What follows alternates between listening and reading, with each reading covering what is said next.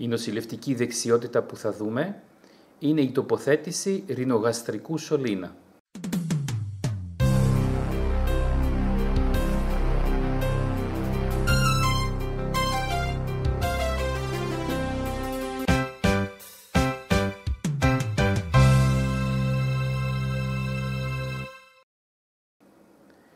Χρειαζόμαστε τα εξής υλικά.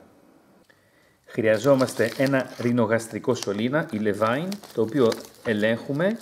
Ιδιαίτερα ελέγχουμε την ημερομηνία λήξης και το μέγεθός του. Χρειαζόμαστε χαρτοβάμβακο,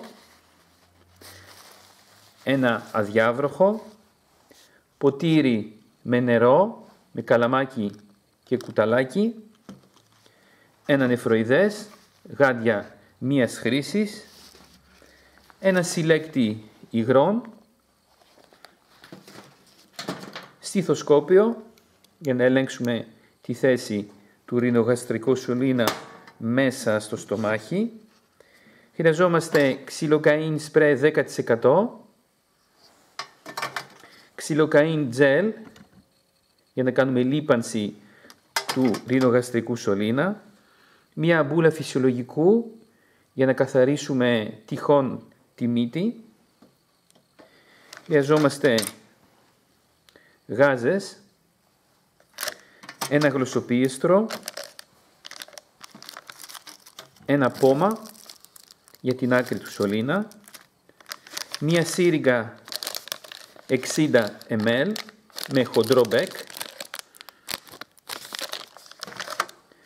και λευκοπλάστ για να στηρίξουμε το ρινογαστρικό σωλήνα. Αφότου έχουμε κάνει αντισηψία των χεριών και έχουμε συγκεντρώσει το υλικό μας, τότε πηγαίνουμε στο δωμάτιο του αρρώστου και τον ενημερώνουμε για τη διαδικασία που θα ακολουθήσουμε. Πρέπει να εξασφαλίσουμε την συνεργασία του, ιδιαίτερα για αυτή την νοσηλευτική δεξιότητα.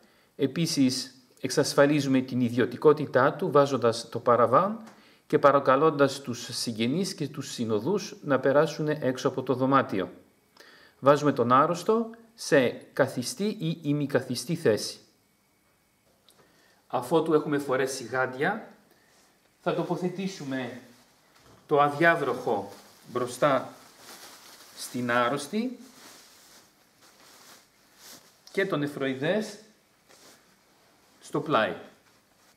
Θα καθαρίσουμε τα ρουθούνια της άρρωστης με φυσιολογικό ορό και θα την ενθαρρύνουμε να το κάνει και μόνη της.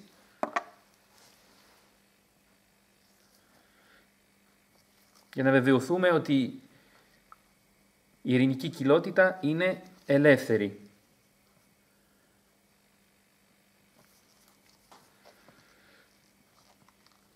Απομακρύνουμε μετά τη γάζα μας και το φυσιολογικό ορό μέσα στο νεφροειδές. Θα ελέγξουμε ότι δεν υπάρχει αντικείμενο μέσα στο στόμα, όπως κάποια οδοντοστοιχεία που να ενοχλεί, και θα ψεκάσουμε με την ξυλοκαΐνη στη βάση του φάριγγα.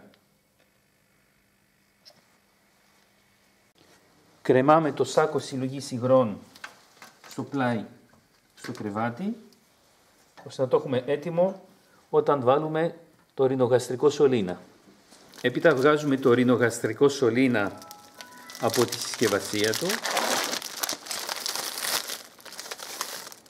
και θα πρέπει να υπολογίσουμε το μήκος που θα το εισάγουμε μέσα στον άρρωστο. Για να το κάνουμε αυτό, θα βάλουμε την άκρη του καθετήρα στο ακρορίνιο του αρρώστου μέχρι το λοβό του αυτιού του και από το λοβό του αυτιού του μέχρι την ξυφοειδής απόφυση με τον εξής τρόπο.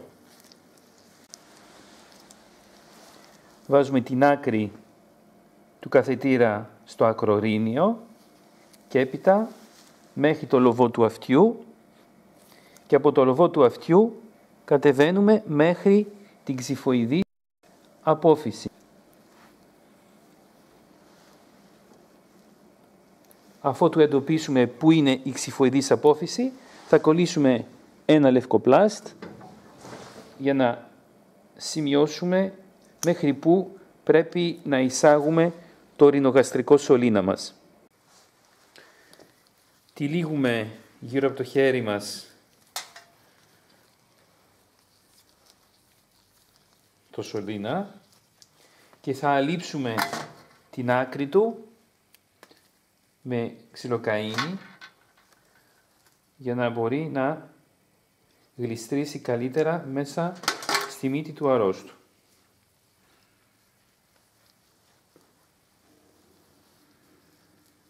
Μια άλλη εναλλακτική είναι να ψεκάσουμε ξυλοκαΐνη 10% επίσης επάνω. Κρατώντας τον καθετήρα μέσα στο κυρίαρχο μου χέρι και το άλλο χέρι επάνω στο μέτωπο της άρρωστης, θα προωθήσω τον καθετήρα έχοντας μια κάθετη κατεύθυνση με το πρόσωπό της και όχι προωθώντας τον καθετήρα προς τα πάνω μέσα στις ρηνικές κόχες. Θα το προωθήσω με ήπιες κινήσεις για να μην τραυματίσω το ρουθούνι της άρρωστης.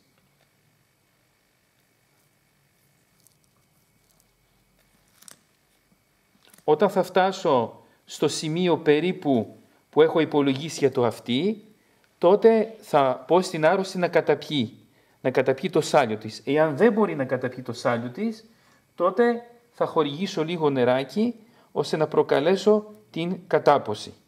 Μόλις η ασθενής καταπίνει και κάνει την κίνηση της κατάποσης, προωθώ γρήγορα τον καθετήρα μου μέσα στον ισοφάγο. Έχει περάσει λοιπόν το κρίσιμο σημείο και μπορώ να προωθήσω τον καθετήρα μου μέχρι το σημείο που έχω σημειώσει με το λευκοπλάστ. Φτάνοντας λοιπόν σε αυτό το σημείο, σταματάω και πρέπει ο καθετήρας μου να είναι στη θέση. Ελέγχω μη τυχόν έχει γυρίσει μέσα στο στόμα, γιατί μπορεί να τυλίγεται ο καθετήρας και να πηγαίνει μέσα στο στόμα. Οπότε με το γλωσσοπίεστρό μου ελέγχω πάλι να μην είναι μέσα στο στόμα και τώρα είμαστε εντάξει. Οπότε αυτό που μου έχει μείνει τώρα είναι να ελέγξω με σιγουριά ότι βρίσκομαι μέσα στο στομάχι. Ο πρώτος τρόπος να ελέγξω ότι βρίσκομαι μέσα στο στομάχι είναι να κάνω αναρρόφηση. Εφαρμόζω τη σύριγγά μου με το χοντρό μπέκ και κάνω αναρρόφηση τραβώντας προς τα έξω. Αναρροφώ λοιπόν και διαπιστώνω ότι φέρνει γαστρικό υγρό, σημαίνει ότι είμαι μέσα στη θέση, μέσα στο στομάχι. Κλείνω τότε τσακίζοντας το σωλήνα μου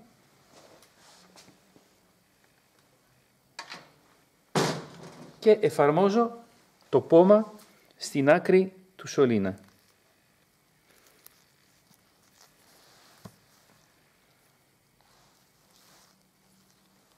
Σε περίπτωση τώρα που δεν βγάλει υγρά, τότε έχω έναν άλλο τρόπο να ελέγξω ότι βρίσκομαι στο στομάχι.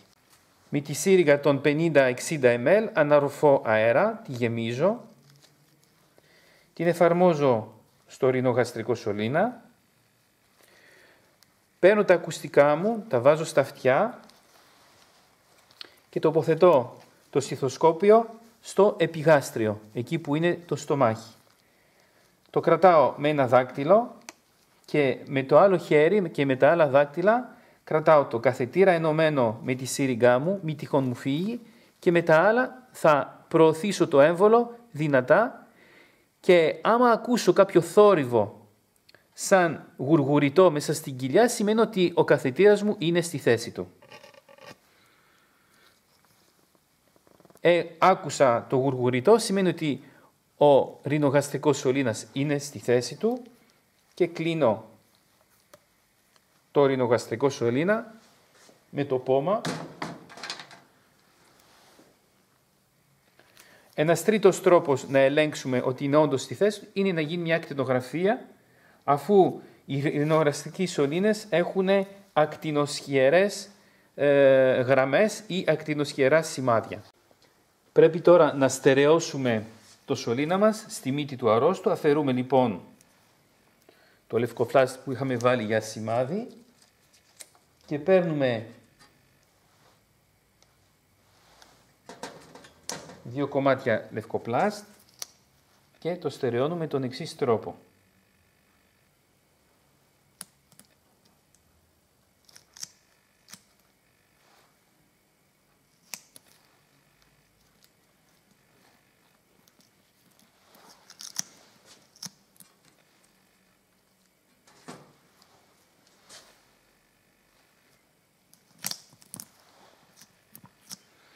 Δείχνω από άλλη οπτική γωνία πώς στερεώνουμε το ρινογαστρικό σωλήνα. Περνάμε από κάτω, το γυρίζουμε πάνω στη μύτη εδώ, το πιάνουμε από εδώ και το κολλάμε στο άλλο πτερίγιο της μύτης. Πιάνουμε καλά εδώ πέρα και έπειτα κολλάμε και ένα άλλο. Εδώ.